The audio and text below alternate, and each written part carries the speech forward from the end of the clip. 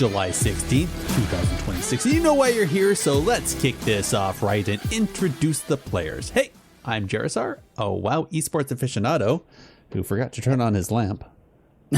Hey, I'm Trisab Jake, and I do have my lamp on, but I'm also a big fan of the Spanish football team, Vamos España.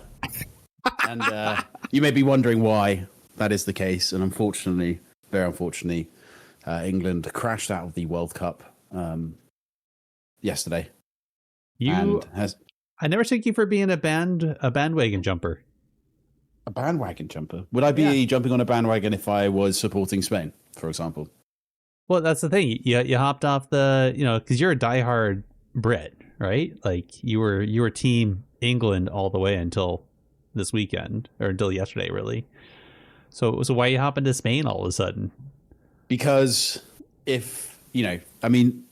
English history versus the Spanish, it's very muddied. There's a lot of conflict. However, the Argentines try to take our rightful claim, our rightful land that we own very close to them. So without going deep into the political drama, Viva España, or Vamos España. There we go. Oh my God. Okay. All right. I didn't realize that you were a Margaret Thatcher fan. Okay. On to more. Let's get out of IRL. We're all about conflict. We're about PvP, right? So, indeed. The Falklands War is probably more recent history of a, I guess if you call it British success in war. True. One might say very similar to an arena game. It didn't last very long. No, it did not. Comparison. It did not. So that's one thing you can always. Sorry, go on. Blows were struck, though, both sides. Indeed, they were. Indeed, and that's why I think, much like the Falklands War, we can forget about our past woes and focus on the future, which is now. Okay. But speaking of things that are old, Garrison. Yes. Things that are old, and I'm not just talking about this game. I'm talking about, in fact, my tweet. Yes. Yeah. Which is 3 years? Crazy. 3 years. 3 years of my life I've spent almost every single day tweeting a very select few people.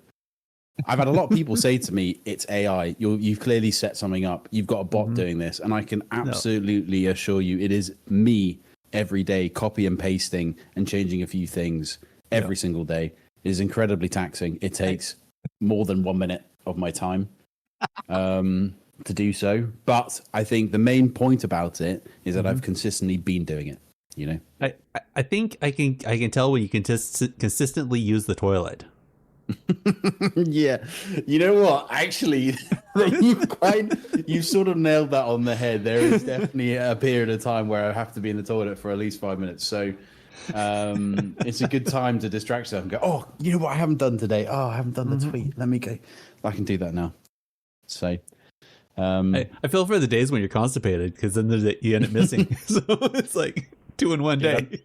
I'm not even thinking about the tweet at that point. At that point, I'm just struggling.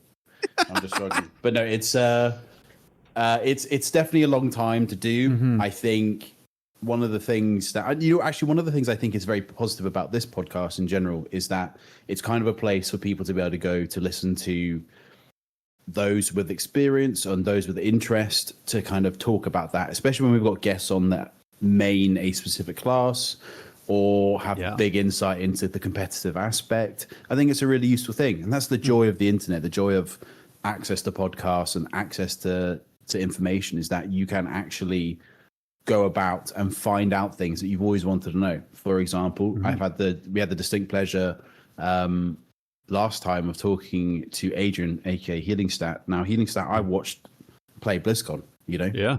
When I was much younger, and that's incredible and really, really fun that now I have the opportunity to speak with him and pick his brains, especially as a fellow Englishman.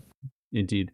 I think that's one thing that I enjoy about our podcast too, is like, yes, we bring in some streamers sometimes, but they are, I don't know, they're busy people, and usually people have pretty good access to them, but there's some people that are pros that don't stream, or they're not as active. So then we're able to get them.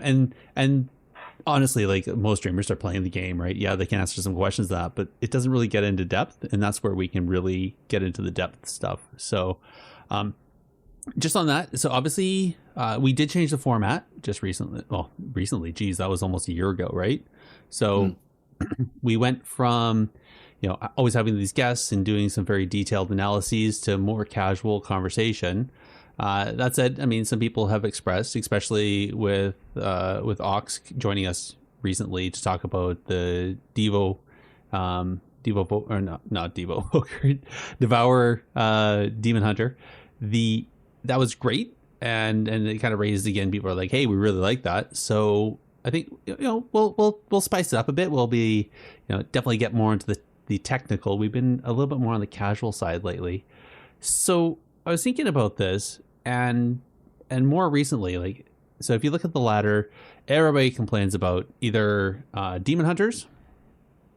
They talk about RMP and the issues they have with RMP, and obviously the melee comps. Demon hunters, in there as well with the melee comps, but you have Ret Warrior and a few others.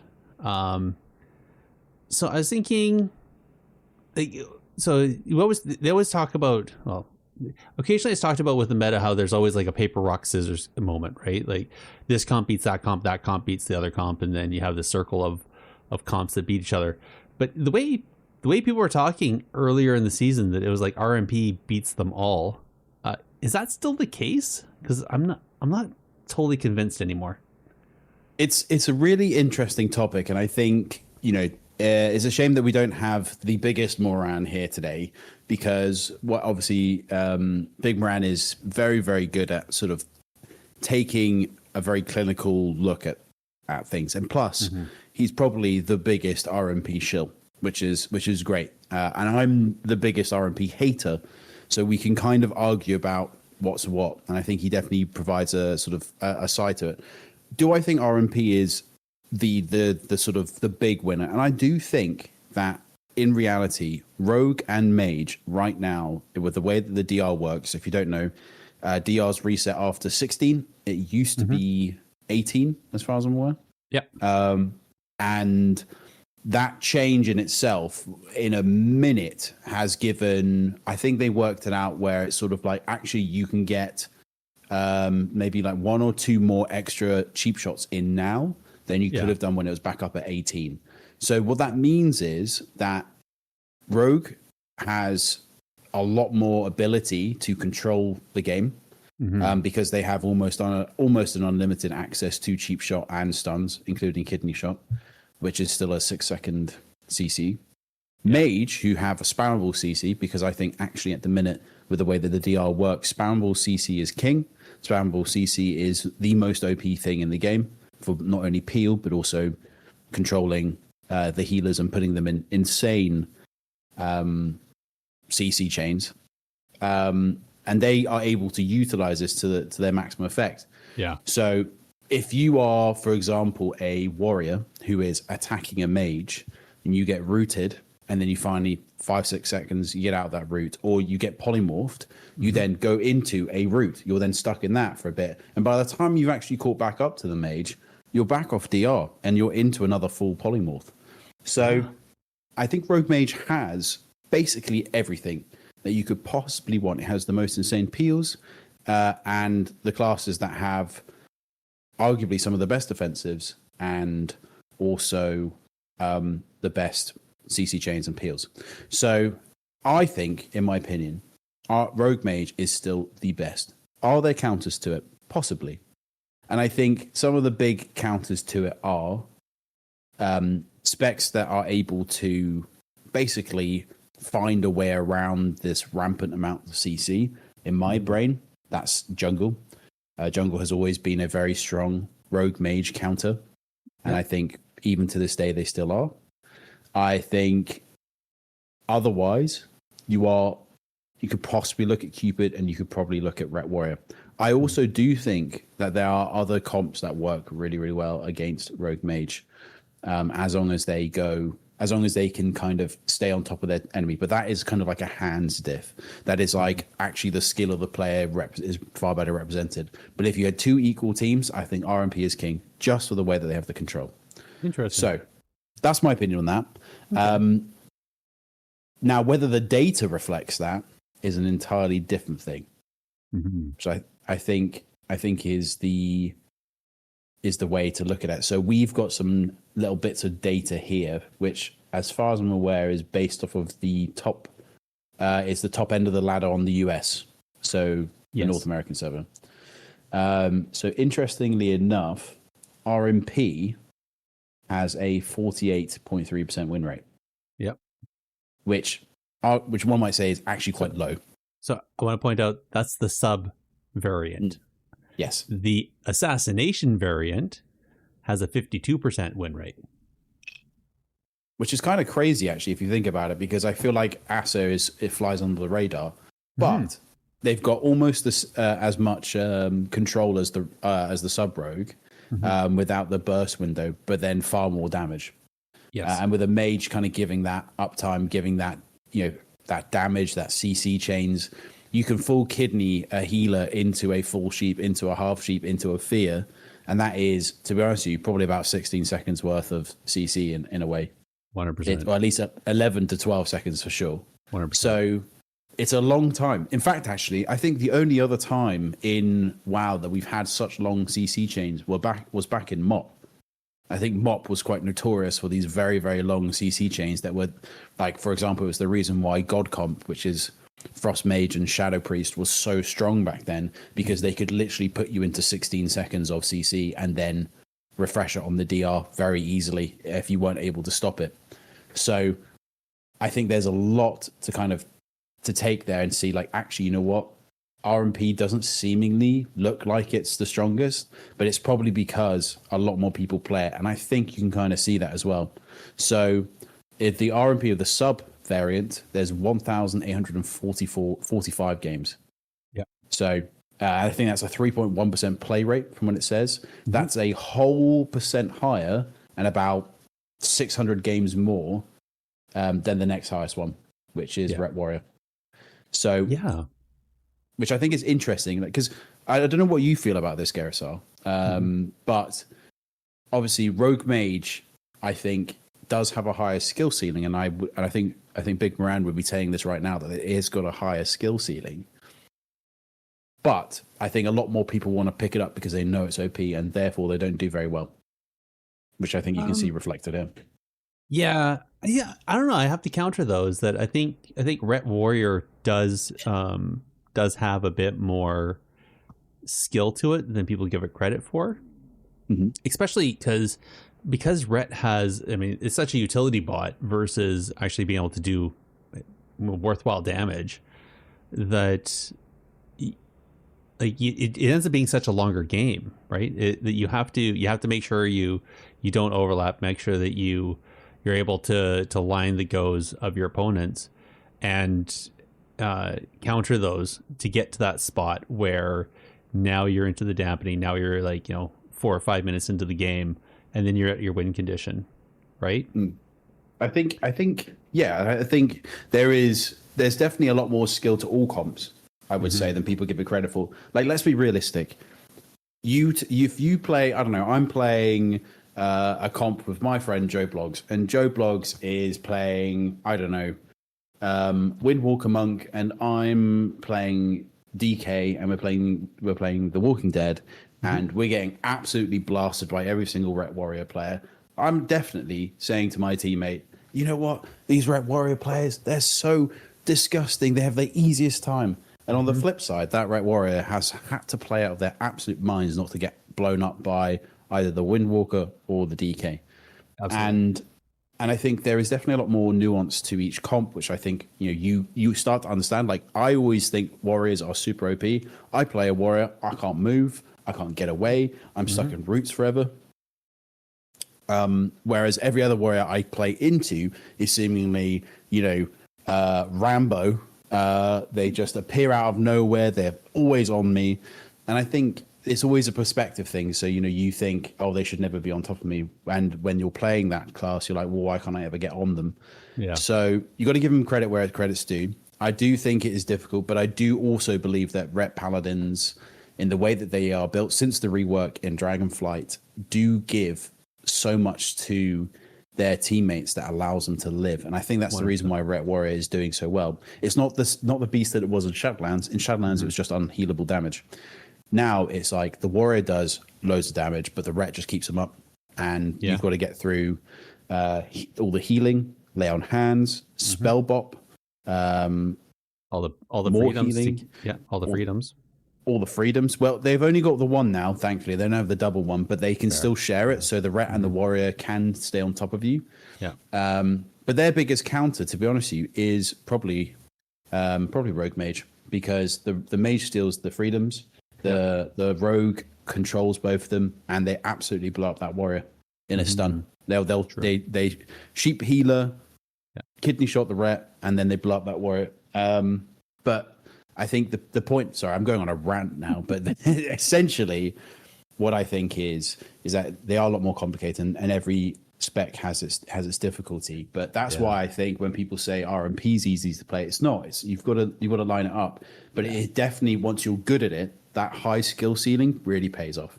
Yeah, absolutely.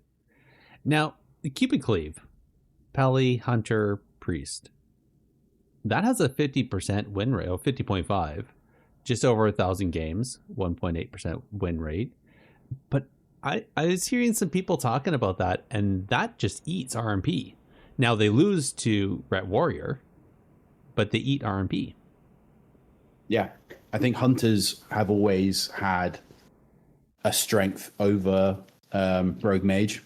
I think in this instance, because we're looking at Beast Cleave, it's not Beast Cleave, Beast Mastery Hunter, so BM Hunter as opposed to Marksman. I think BM Hunters, it's kind of nuts how their AI pets work, and it feels like they just run at you at 1,000,000 miles an hour. So I think when you've got a mage that's sort of like trying to get away and is trying to root stuff, they've got I think they've got Master's Call, which freedoms them from this, so they have quite a lot of uptime, which is only ever increased by the Ret Paladin being on top of you. And one of the things I've noticed as well, and I didn't even know this was a thing, but when Consecration goes down, which I think is the name of it, that Ret Paladin, the kind of thing on the floor. What's the name? I think it's Consecration. It is Consecration, right? Yeah. I'm not going crazy then. Nope. When that goes down, which I think they get from using one of their regular spells, it creates kind of like a reverse death and decay, where it actually, not a reverse death and decay, but it basically gives them a sort of freedom from snares and slows you. So I didn't even realize this. That was really, really difficult to deal with. So, sorry, go on. Sorry, I thought they got rid of the slow on Consecration. No, there definitely is some form of slow on it, because when I walk in it, I am slowed. Maybe that was the Holy Paladin then. It might be Holy Paladin, but for Ret Paladins, for sure, there is something that slows me.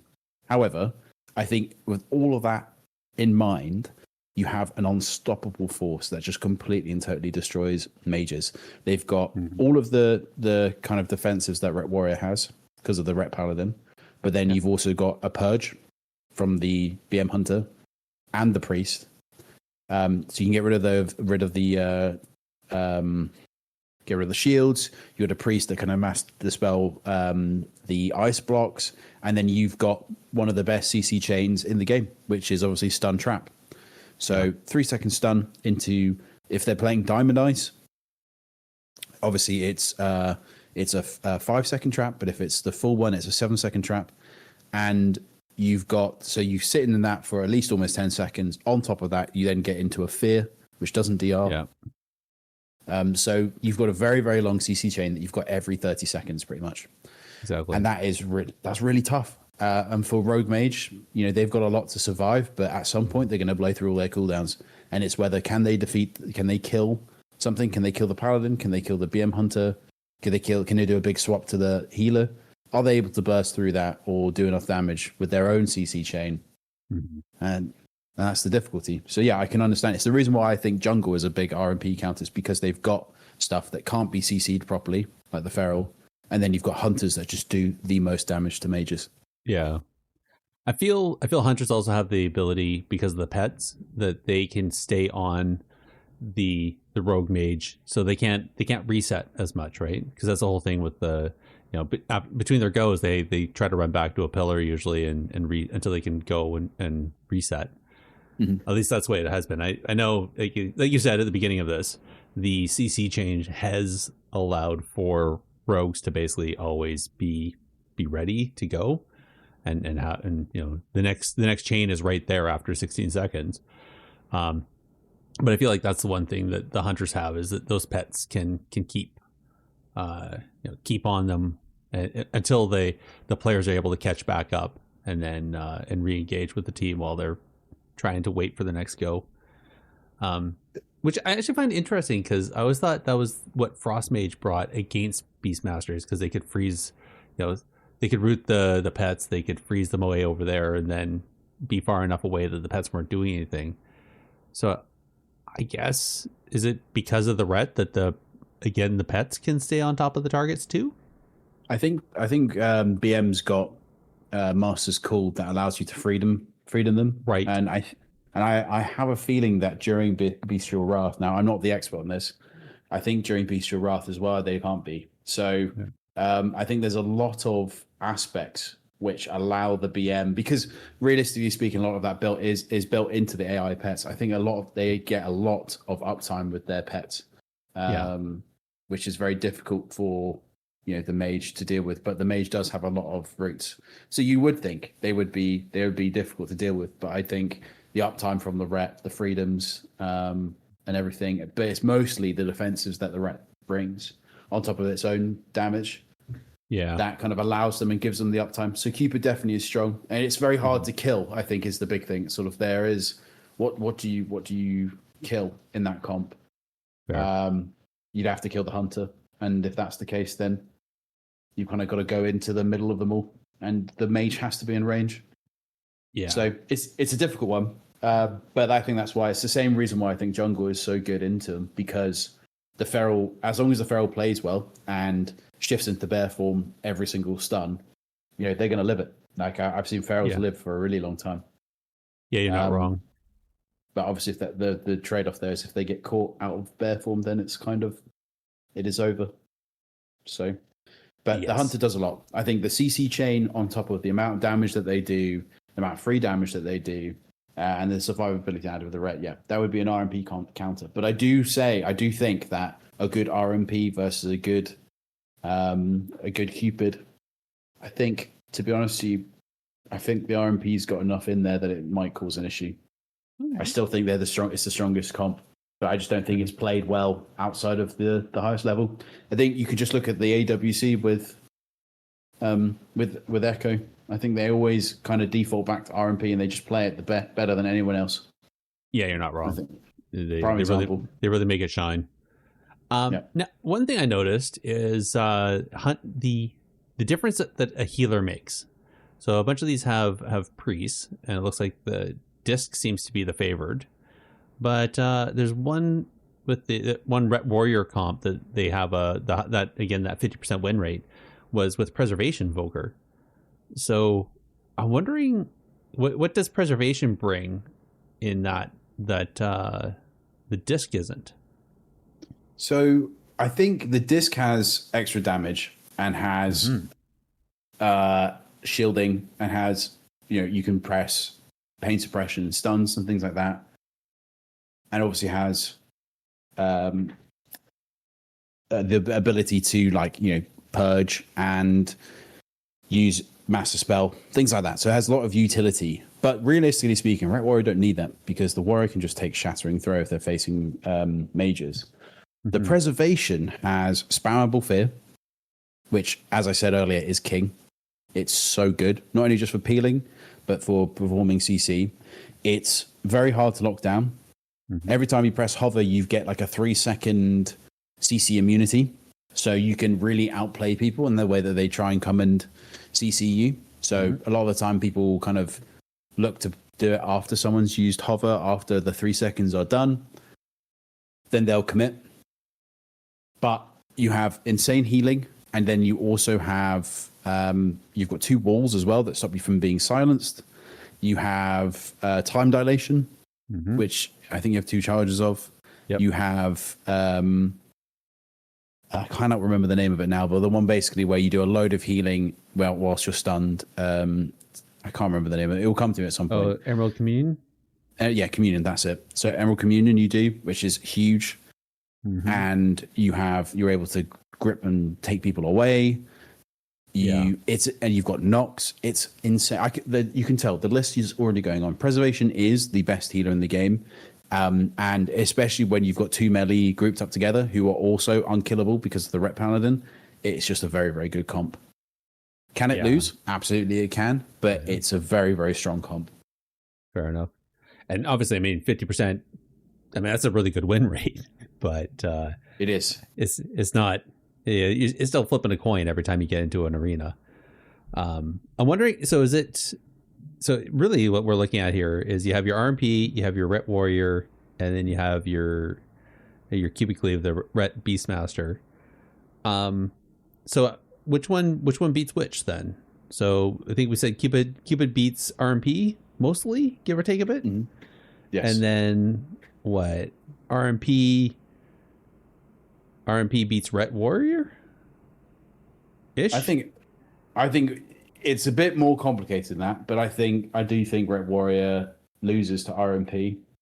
And I think Ret Warrior beats Cupid. Okay, so that's the circle then. Yeah. Oh, but then it could also be the other way around. It's definitely like it entirely depends on skill, but I suppose that's kind of a cop out because that's the same for anything, right? But I do think that the skill ceiling is so high with RMP that I think even into a counter comp you can beat them if you line up everything perfectly, which is what I think is what works for them because they've got the spammable CC. Like all 3 of those comps have a form of spammable CC. Whether it's, well, I say spammable CC, I'm including the Hunter traps of spammable CC because they are insanely strong. So that would be the way I look at it. I might be wrong. Big Moran might tell me otherwise. In fact, if you're listening right now, feel free to @ me on Twitter, @ TrueSapJake. No, but seriously, I think all 3 of these comps are probably the 3 best comps in the game. I actually think there's a sleeper comp underneath this, which is Thundercleave, which is if you don't know, Ellie Shaman, Arms Warrior, X, probably with the Preservation Evoker, but I think Mistweaver also works really well. I think that comp in itself is very sleeper. I think Ellie does a lot of damage at the minute, and I think Warriors also do loads of damage, and bringing Sharpen as well. It does a lot. Do I think it's AWC worthy? Probably not, but it's definitely a comp that a lot of people have been having success with and is kind of flying under the radar, mostly because all you see on the ladder will be Ret Warrior, RMP, Cupid Cleave. Jungle, you see a lot of Hero Cleave as well, which if you don't know what that is Demon Hunter, so Havoc Demon Hunter and Unholy DK. That's very, very strong. So there's a lot of comp variety, which I will say is not something we always enjoy, or at least not enjoy, but kind of we don't have access to because of the way that a lot of the seasons have gone. We have a lot of variety nowadays. A lot of people play a lot of different things. It's just a shame that most of them tend to either have a warrior or a mage or a rogue at the minute, because those are the strongest. Or sometimes a devourer as well. Come on, we've got to say it. Say it with me. Devourer DH is OP. No, I say that to trigger all the. Oh, yeah. What? No. Yeah. It's fine. It's fine. It's totally fun. It's totally fun. I have to admit, when I queue up and I'm doing solo shuffle on the Devourer, I feel disgusting sometimes. Like just. What spec do you play when you play the Devourer? Oh, I use Ox's spec there that he gave us. Oh, did you? Okay, so you're playing Void Scarred. Yeah, Void Scarred 25. Nice. Or not 25, sorry, 35.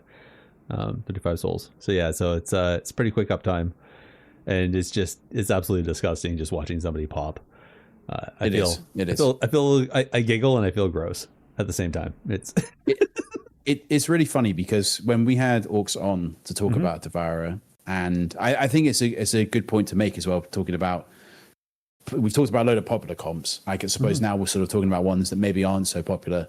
But obviously Orcs, who is my arena partner, plays Devourer. But when he first started playing it, or when we were playing it very early on in the season, a lot of people were playing what's called the caster build, which is where you go Annihilator and you look to make big damage in your meta window, because you have to get up to 100 souls before you can do it. And then it just does huge amounts of damage perpetually for like a good 30 seconds. Yeah. Whereas he was playing, because he likes one shots and he likes blowing people up, he was playing Void Scarred and kind of cooked his own build, which now a lot of people use, where I think you've only got to get to, you say 30, or you start at 35, or you've only got to get to 50. You start at 25, and then you have to get to 35, and then once you spend, you're down to 0, and then yes. So you've kind of got, it's kind of like a shorter window, like a bit more of a bursty window, but you do loads and loads of damage in a shorter space of time. And I think that works really, really well. So it's actually really nice that in one spec you have a variety of different playstyles, which I think is what Blizzard had entailed when they came up with this with Dragonflight, with the talents in Dragonflight, is that they wanted people to have a bit more flexibility than the old style talents, kind of very similar to how they were in original WoW. And I actually think, by the way, slightly off topic, I think the talents are a fantastic success. I think the Dragonflight talents are wonderful. I think they're really good. I agree. And I definitely don't want to go back to the old style talents, because the ones that we have now are really good. I think it would be nice, though, if they had considered more and more, like kind of like what you have actually in the Devastation Evoker tree, that down the left-hand side, you've got like your blue spells, and down the right-hand side, you've got your red spells, and that how each one should, in theory, have a different sort of play style. I think that would be really cool if we had a bit more nuance in that. But that's why I think the Void Scarred one works really, really well. But that is an OP spec at the minute. So it is. I just want to spin off that for a sec on talent builds, and that I do enjoy the talent trees that they have right now to a point. I find that some of them, or all of them, there's a lot there. So it feels complicated until you start going in and you realize that some of it's just like stuff that should already be baked into a spec, like, you know, plus 2% more haste, or plus 2% more mastery. You know, add a little bit more damage to your damage spells, right? and all that, it's just filler. So in that, yes, there's a lot of customization you can do. There's a lot of stuff you can play around and have fun with, probably in ways that Blizzard never intended, but have fun. That said, I am worried that whole talent system, while designed for Dragonflight, is not going to live past the trilogy, right? So I think right now with Midnight, they've added in the last little bit. Next expansion, we're probably going to see some other little blip, another little thing to, you know, a little bit of more power, if you will. And then once we're done this whole thing, I think it's going to be, I think they're going to have to revamp it, right? It's because there's going to be too much. It's going to be too much bloat. It's just, and then everybody's just going to cookie cutter. And Ox, don't tease us in chat. That apparently hasn't been a more disgusting build. So great. Yeah. All right, we're cooking. We're cooking. But I think you're right though, Garrison. Though, like I think when you're talking about the bloat that could come in the last Titan, I think there's so much. Like, I really like how they've done with the talents. I really do. I think, but there is a lot of bloat. Like we had in the War Within, we had the hero talents come in, and then in Midnight, you've got an extra number of points that you can put in, and extra other little talents that kind of come in. What's going to go on the last Titan? Are we going to get even more? Because let's face it, in reality, these are borrowed powers. You know, at the end of the day, to a degree, it's a form of borrowed powers. Even though they're saying it's part of your spec, it's kind of borrowed, because at some point those are going to go. And I think how they're going to do it, and it's quite clear now that we're in the second part of it, is that whatever that comes after the last Titan trilogy, wherever WoW goes, they will keep doing this thing where they want to build up in trilogies. They want to start off with a hero talent that we got in the War Within, that builds up over time, that by the end of that trilogy, you've got something that's meaningful, and that's now baked into your kit. I think what they have done is they've really kind of it's just more passives and more percentages that they've put on top of what already exists. And what I miss is what we had in Legion, which is, yes, it was a borrowed power system, but they came up with a cool new ability for your class that was the big thing for that expansion that made it like fun. And then that became part of your kit. For example, from Druids going from vanilla into TBC, they got Cyclone. And that was a big, big part of their kit that changed. Yeah, huge. And I think we don't have that really anymore. We keep going through different kinds of reworks. Everything gets reworked. Either something gets super OP or it's just like it doesn't exist anymore realistically. Like, I don't mind the DK changes, but they completely change. That spec has gone through that class has gone through so many changes to how it works. It's completely unrecognizable. I suppose everything's kind of unrecognizable from like from like when they first arrived or when they first when they first were introduced. But it's like you kind of lose a lot of identity. And what I would love, at least from a PvP aspect, is bring us back something like a cool ability that we can have. But I don't think that's ever going to happen. At least not now. Well, I don't know. I'd counter that there's a number of specs that have had some pretty cool abilities added to them, and it's become their core kit. Just like I think Marksman was pruned back so hard, it's almost it's a whisper of what it was back in Dragonflight or even the War Within.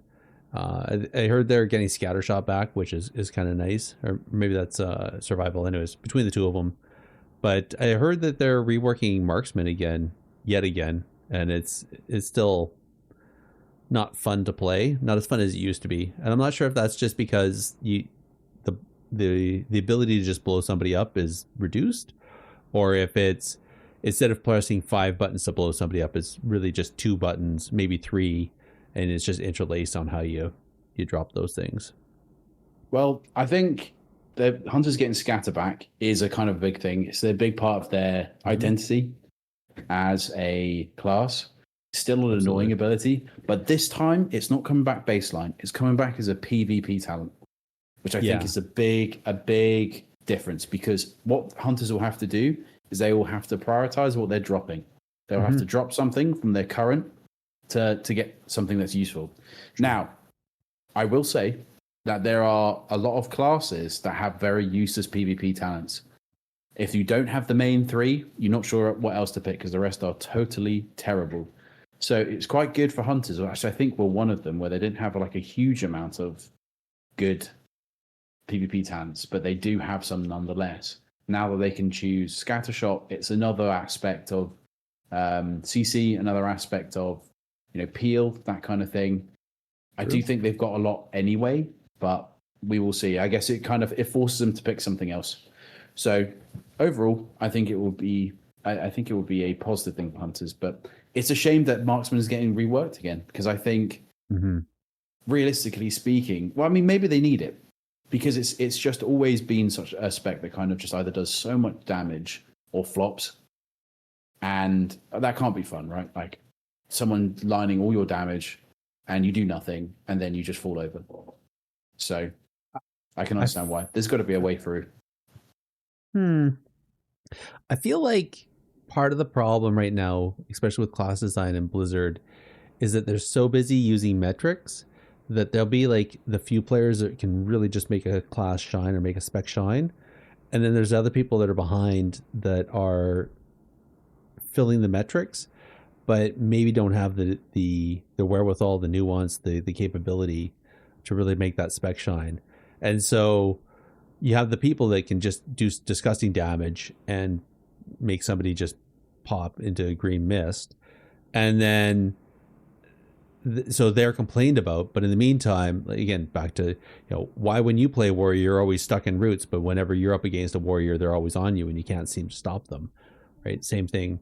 You have these people where maybe it's because There's a bunch of people that just know the burst window of the spec and are able to make the spec look really good until they're aligned or something like that. And because they didn't have X talent, because they didn't think about putting it, moving that other talent and, getting Sentinel or doing something that allows them to be a bit more mobile or whatever, that they're able to be lined. They're able to not get the damage out, even though they probably could have the capability if it was an open field. But I don't know. It's great to have data to make decisions with, but it's also, I really hope that they are categorizing the metrics that they have to make sure it's like, okay, these are the people that can just do disgusting, amazing things, and these are the people that can do a lot of that same stuff, and then here's the people that are just the lemmings and using the Wowhead cookie cutter or whatever's on the Hunter Discord and going with it and doing good, but not excelling. You know what I mean? Yes, I know exactly what you mean. I also think that they tend to hyper focus on reworking popular specs. Yeah. Because, for example, I don't think Shaman has been touched, like, at all. All 3 specs. And it's not because it's not popular. So no one picks it. Rogues, mages, they all get changes all the time, and it's always positive. It's kind of what I say to people a lot, is that the specs that have 3 DPS specs for PvP will always have something great. But the specs that have 2 damage specs and a healer, or just 1 damage spec, it's horrid. It's horrible, because you either have 1 good spec or you have no good specs. I mean, at the minute, Shaman is doing all right because Enhance and Ellie are good, but they're not the best. They kind of need a warrior, either way, to make them super good. Mm-hmm. And that's kind of sadly the state of things, is that realistically speaking, in World of Warcraft, if you've got a mage, a rogue, a warlock, or a warrior, pair it with anything else and it will work, because those 4 specs are the most broken in the game because of their utility and because of their damage, and they just are always super good. And even when they're not good, they just have so much like ability to kind of just do things, like utility wise. Like Sharpen is always going to be useful. 50% healing reduction for 6 seconds is always going to be useful. So there's a lot of utility and a lot of ability to affect the game from those specs, plus spammable CC for at least 3 of them: warlocks, mages, and rogues. So I think that's the king. I think the be all end of it is, if you play a spec that has spammable CC currently, you'll have a great time because of the way that the DRs work. You get 2 on someone, either you get poly into a DR poly on that person. That is 8 seconds worth of CC. You've only got to wait another 8 seconds and they're off the DR. You can do it all over again. And I tell you what, those 8 seconds go by so fast. Oh yeah, you blink and it's done. Yeah, that's far too many globals to survive, especially with the burst that we see in the game today. Yes. One last thing I want to talk about. So I don't know, did you see this change in 12.1 about knockbacks? Yes, I did. And in fact, Garrissar, I actually queued with someone that plays very high level Blitz the other day. Me and Orcs did, actually. And he sent us a Twitch clip of that basically happening to him, in which he basically got feared, and then he got brought up to, he got, I thought, either gripped or it was the evoker one where they grab enemies, brought up to the side, got feared, and then knocked through the terrain and into nothingness underneath the battleground during a Blitz game, and got DC'd. Yeah. And then you can't get back in because you're DC'd. So yeah, exactly. So for anybody that's not tracking, they're making a change in 12.1 where if you're in CC, knockback will no longer affect you. So essentially, this is the fix that Blizzard is putting in to stop people from abusing a bug and knocking people into the world to then take a Blitz game from 8v8 down to 8v7 or lower, because they can do that to multiple people, and essentially create a win just due to overwhelming numbers. So I think, I mean, smart change. Took way too long. This should have been done back in 11 dot whatever, back when, because this was even happening back in RBGs, right? Yeah, so exactly. The question then is that if they're putting this in, is going to negate falling through the world, are we going to start seeing arena maps come back like Blade's Edge? Well, this is the thing. I don't think they've fixed that issue. They've just basically stopped people from CCing and knocking, which, realistically speaking, is a massive nerf to certain specs. For example, Elemental Shaman, Fire Mages, and Preservation Evoker, because they can no longer basically sleep and knock people off. I think also this is a nerf to Monks, because I reckon they can't do this with Ring of Peace now as well. I'm not sure.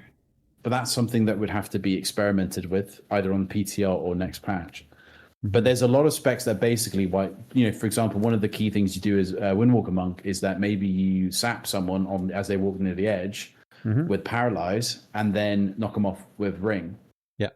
Will that still be able to happen now that they've got Paralyze, or are you just going to have to wait for them to come out of the CC? Who knows? But I think it's a Band-Aid fix. I think, realistically speaking, they should just stop people from being launched through terrain to then get DC'd. I think, realistically, that should just not be a bug that they have. And it's the same with the MC bug. That shouldn't exist. That you can basically disconnect someone by putting them next into a wall, because people do that. Yeah. I've had games in Arena where people have purposely tried to do that to me. Wow. At 2.1, like, it's crazy. So. Yeah, it's a Band-Aid fix, but I think in general it's a nerf to some other classes that have used that in Arena. Absolutely. This is also going to nerf, because that was the whole use of BG Blitz, where Eye of the Storm, Twin Peaks, you could knock somebody off the sides into the canyons, right? And then either especially if they're a flag carrier, right? So now the big one is Lumber Mill from Arathi Basin, where I remember watching my friend Bobby DK when you're streaming it. He'd bring an enemy healer to the side, and then he would use Blinding Sleet, so that would stun him, and then the Preservation Evoker he was with would jump over and then wing flap and knock this person off. Yeah.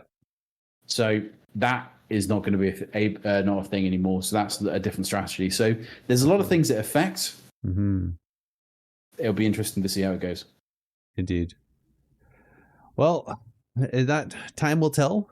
I'm sure people will figure something out. There's still going to be stuff.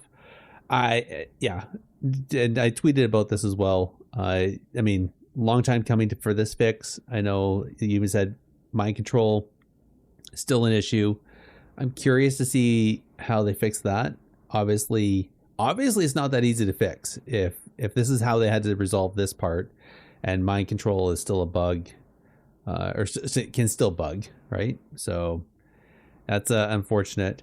I think we must ask the most important question, though, Jake, is what's one thing you would change? I think let's open it in the game. What's one thing you would change in World of Warcraft? In World of Warcraft, okay. This is the most important question. It's the only one we ever truly ask with any real intent. And I think the one thing I would change is I would stop the reworks. I know it's a bit of a cringe thing to say, but I'm getting really tired of specs getting reworked and just coming out with the most amount of utility. And it's sad to say, I think it's a PvE problem, because they keep doing it for PvE reasons, but they give so much utility to specs now that when they translate into PvP, they're just godlike. It's crazy. Like the Paladin one and the Mage one. I didn't even realize this, by the way, Garrison. They clear their snares by putting the shield on. So any slow you put on suddenly disappears because they put their shields on. A mage? Yeah. So when a mage barriers, they get freedom. Oh, that is... Yeah, that's it. Oh, that's crazy. Gross. That's gross. It's so gross. because you root someone and then they barrier and they're just moving freedom. Like they're moving freely. It's crazy. So I'm just a bit sick of the reworks, and I think the sheer amount of utility that is given to the specs when they are. But yeah, that is the one thing I would change. What about you, Gareth? This is tough. So I think we've complained about it before. I've said it before. I'm going to go back. I'm going to pull back on this one. Just with the training grounds, is that they need to implement something that actually gives feedback to the player. Just throwing a bunch of people into a battleground or an arena and soon arena against bots, I don't think cuts it. It definitely makes a person feel like they're being successful and able to do stuff, but I think it's giving people positive reinforcement for bad behaviors, and it doesn't simulate well enough, and nor does it really teach. Right? You're not learning positioning. You're not learning a whack. You're not learning how to. You can't juke because the thing's basically insta kick you. I don't know. There's so much stuff there that I'm glad that they put it in, but I feel like there's still a poor implementation, and it definitely needs iteration and improved upon. And again, players need to get feedback. So that's it. That's me. Nope, I think that's fair. I think that's a really good thing to want. Yeah. Last but not least, shout outs. Oof. Go on, Gareth. So you start. You never get to start. I'm going to shout out Thorgood. Oh. Thorgood is a longtime listener, or so he says. Recently won the giveaway for our epic Midnight Code for his second account. And he's going to enjoy dual boxing shuffle. We'll see. We'll see if he's actually doing it simultaneously or not. But he's a longtime listener, says loves the show, and was extremely happy to win our giveaway that we just finished. Tuesday, I guess it was, or Wednesday we finished it. Anyways, wow, time flies. Yeah. All right, on to you. I'm going to shout out. I'm going to shout out Halinka. I saw that he was doing really well at Riot and that was enjoying his time there, but I made sure I would tweet him and say that we missed him here at WoW. I think he was very much underappreciated whilst here. So my shout out to him for being great and for all the help that he did over the years. That's nice. He is missed. Definitely missed. He is. All right. It's that time. This was a little bit fast, but why don't we tell everybody where they can find us, Jake? Absolutely. Well, guys, if you and girls and all the people that are listening to us, if you want to contact us, you can do so directly on X/Twitter at technically_PvP, or on Blue Sky at technicallypvp.bluesky.social, or by an email to technicallypvp@gmail.com. You can also join our discussions on our very own Discord, which I think is in the show notes if you want to join. It is. Correct me. We are also now hosted on Libsyn, so a link to the website will be in the show notes. Don't forget that the Bonus Roll website also has a podcast directory with us and many other great shows at www.bonusroll.gg. This directory has a review system too, so please head on over there and tell everyone what you think of your favorite shows, including our own. Indeed. And like you said, just like with the Discord link, all the other ways you can find us, the links are in our show notes. And everybody, thanks for listening to us. Appreciate y'all. And I hope you have a wonderful night. Good night, everybody.